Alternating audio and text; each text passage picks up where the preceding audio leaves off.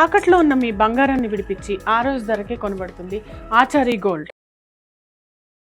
ఆంధ్రప్రదేశ్ విషయంలో బీజేపీ వ్యూహం మారుతోందా? ఇప్పటి నుంచే 2029 ఎన్నికల కోసం ఆంధ్రప్రదేశ్ లో వ్యూహాత్మకంగా కదులుతోందా? ఈ ప్రశ్నలకు రాజకీయ వర్గాల్లో అవుననే సమాధానం వినిపిస్తోంది. ఎందుకంటే బీజేపీ ఆయా రాష్ట్రాల్లో ఆయా రాజకీయ పరిస్థితులకు తగ్గట్టుగా కులాన్ని మతాన్ని ఆధారంగా చేసుకొని రాజకీయాలు నడుపుతుంది. కొన్ని సందర్భాల్లో తమకు అవసరమైనటువంటి పరిస్థితుల్లో వేరే పార్టీ వారిని కూడా తమ పార్టీలోకి చేర్చుకొని రాజకీయంగా బలపడేందుకు ప్రయత్నాలు చేస్తుంది. కానీ బీజేపీకి చాలా కీలకమైనటువంటి సమయం ఆసన్నమైనప్పుడు, సందర్భం వచ్చినప్పుడు బీజేపీ భావజాలంతో ఏకీభవించే వారిని, బీజేపీలో మొదటి నుంచి కొనసాగుతున్న వారిని రంగంలోకి దింపుతుంది. ఇప్పుడు ఆంధ్రప్రదేశ్ లో బీజేపీ అదే వ్యూహాన్ని అనుసరిస్తోందని రాజకీయ విశ్లేషకులు భావిస్తున్నారు. రాష్ట్ర అధ్యక్షుడిగా పివిఎన్ మాధవ్ ను ఎంపిక చేయడం బీజేపీ వ్యూహంలో భాగం. బీజేపీ 2029 ఎన్నికలకు ప్రిపేర్ అవుతోంది. ఆ ప్రిపేర్ అవడంలో భాగంగా పివిఎన్ మాధవ్ ను రాష్ట్ర అధ్యక్షుడిగా ఎంపిక చేశారు. చంద్రబాబుతో ఎప్పుడైనా విభేదాలు రావచ్చు, కూటమి నుంచి బయటికి రావచ్చు. ఇప్పటి నుంచే అందుకు తగ్గట్టుగా మానసికంగా సిద్ధం కావాలి, వ్యూహాత్మకంగా సిద్ధం కావాలని బీజేపీ పివిఎన్ మాధవ్ ను ఎంపిక చేసింది. చంద్రబాబుకు సన్నిహితంగా ఉన్న వారిని పక్కన పెట్టింది. చంద్రబాబుకు సన్నిహితంగా ఉన్నవారు అధ్యక్ష పదవి కోసం ప్రయత్నించిన వారిని కూడా పక్కన పెట్టింది. ఇప్పుడు ప్యూర్ బీజేపీగా భావిస్తున్నటువంటి పివిఎన్ మాధవ్ ను రంగంలోకి దింపి బీజేపీని రాష్ట్రంలో బలోపేతం చేయాలన్నది కేంద్రంలోని బీజేపీ అగ్రనేతల వ్యూహంగా రాజకీయ విశ్లేషకులు అంచనా వేస్తున్నారు. ఇప్పుడు తెలుగుదేశం పార్టీపై బీజేపీ ఎమ్మెల్యేలు వ్యతిరేకతను వ్యక్తం చేయడం కూడా అందులో భాగమే అని రాజకీయ విశ్లేషకులు భావిస్తున్నారు. ఇటీవల విశాఖలో ఎమ్మెల్యే విష్ణుకుమార్ రాజు తెలుగుదేశం కూటమి ప్రభుత్వంపై విమర్శలు చేశారు. అధికారంలోకి వచ్చిన తర్వాత గుర్తింపు లేదని విమర్శించారు. ఆయన వ్యాఖ్యలు మరొక ముందే కర్నూలు జిల్లా ఆదోని ఎమ్మెల్యే పార్థసారథి తెలుగుదేశం కూటమిపై విమర్శలు ఎక్కువపెట్టారు. తెలుగుదేశం పార్టీ బీజేపీని కూటమిలో ఉన్నప్పటికీ చిన్న పార్టీగా చులకనగా చేసి చూస్తోందంటూ ఆవేదన వ్యక్తం చేశారు. తమకు ఇవ్వాల్సినటువంటి పదవులు ఇవ్వడం లేదు, గుర్తింపు ఇవ్వడం లేదు, అన్ని తెలుగుదేశం పార్టీ వారే గద్దల్లా తన్నుకుపోతున్నారంటూ పార్థసారథి ఆగ్రహం వ్యక్తం చేసినటువంటి సందర్భం. ఇదంతా కూడా పివిఎన్ మాధవ్ కర్నూలు జిల్లా పర్యటనకు వచ్చినటువంటి సందర్భంలో జరిగినటువంటి ఘటన. రాష్ట్ర అధ్యక్షుడి ముందే పార్థసారథి ఈ విధంగా మాట్లాడడం వెనుక వ్యూహం ఉంది.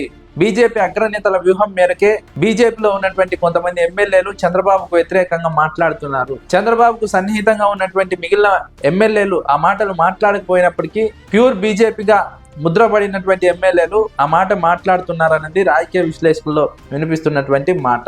ఎమ్మెల్యేలు ఈ విధంగా మాట్లాడుతున్నారంటే దానికి అర్థం చంద్రబాబుతో ఎప్పుడైనా విభేదించవచ్చు, చంద్రబాబుతో ఎప్పుడైనా తెగదెంపులు చేసుకోవచ్చు. అందుకే 2029 ఎన్నికలకు సిద్ధంగా ఉండాలి. అందుకు తగ్గట్టుగా బీజేపీ వ్యూహాత్మకంగా ముందుకు వెళ్ళాలి. ఇప్పటి నుంచే గ్రౌండ్ ప్రిపేర్ చేసుకోవాలి, నిర్మాణాత్మకంగా వెళ్ళాలి, కార్యకర్తల బలం పెంచుకోవాలి. ఇప్పుడు ఎమ్మెల్యేలుగా ఉన్నటువంటి జిల్లాల్లో బలపడాలి, ఎమ్మెల్యేలు కీలకంగా వ్యవహరించాలి, పార్టీ బలోపేతానికి కృషి చేయాలని అగ్రనేతల నుంచి మెసేజ్ వచ్చినట్టు ఇప్పటికే రాజకీయ వర్గాల్లో ఒక టాక్ చక్కర్లు కొడుతోంది. అయితే రాజకీయాల్లో ఎప్పుడు ఏమైనా జరగవచ్చు, పరిస్థితులు ఏ రకంగా అయినా మారవచ్చు. అందుకు తగ్గట్టుగా ముందుగానే సిద్ధంగా ఉండాలి. పొత్తులో ఉన్నాం కదా అని గుడ్డిగా ముందుకు వెళ్ళకూడదు. చంద్రబాబు తప్పులన్నీ మన మీద వేసుకోకూడదు. చంద్రబాబు కోసం మనం పని చేయకూడదు. కూటమిలో ఉన్నామంటే ఉన్నాం, అంతేగాని చంద్రబాబు కోసం మన ఇమేజ్ డ్యామేజ్ చేసుకోకూడదు. బీజేపీ బలహీన పడకూడదు, బీజేపీ బలపడాలన్నది కేంద్రంలోని బీజేపీ పెద్దల వ్యూహంగా.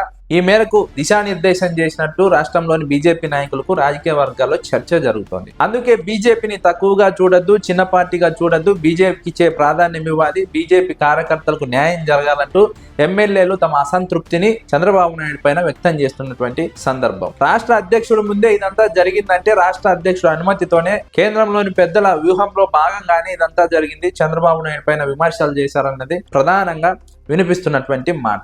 మరోవైపు చంద్రబాబు నాయుడు కూడా బీజేపీని నమ్మడం లేదు, అనుమానంతో ఉన్నారు. కాబట్టి బీజేపీతో అప్రమత్తంగా ఉండాలి, బీజేపీతో ఎప్పుడైనా తెగదెంపులు చేసుకోవచ్చు అనే నిర్ణయంలో, ఆలోచనలో చంద్రబాబు నాయుడు ఉన్నట్లుగా రాజకీయ విశ్లేషకులు అభిప్రాయపడుతున్నారు. అయితే ఇప్పుడు బీజేపీ స్వరం ఇంకా పెంచుతుందా? భవిష్యత్తులో బీజేపీ ఎలాంటి రోల్ ప్లే చేస్తుంది? ఇప్పటికే చంద్రబాబు నిర్ణయాల్లో భాగస్వామి కావడం లేదు, కేవలం పేరుకు మాత్రమే అటెండ్ అవుతున్నారు. పూర్తి స్థాయిలో క్షేత్రస్థాయిలో తెలుగుదేశం పార్టీతో కలిసికట్టుగా బీజేపీ నడవడం లేదు. ఇప్పుడు చంద్రబాబు విషయంలో ఎలాంటి వ్యూహంతో ముందుకు వెళ్తారు, భవిష్యత్తులో ఎలాంటి నిర్ణయాలు తీసుకోబోతున్నారు? ఇంకా 4 ఏళ్ల సమయం ఉంది. ఏడాదిలోనే ఇలాంటి రకమైన వ్యూహంతో బీజేపీ రంగంలోకి దిగింది. ఇక 4 ఏళ్ల సమయంలో ఎలాంటి వ్యూహంతో ముందుకు వెళ్తుంది ఆంధ్రప్రదేశ్ లో అన్నది ప్రధానంగా విశ్లేషకుల్లో జరుగుతున్నటువంటి చర్చ.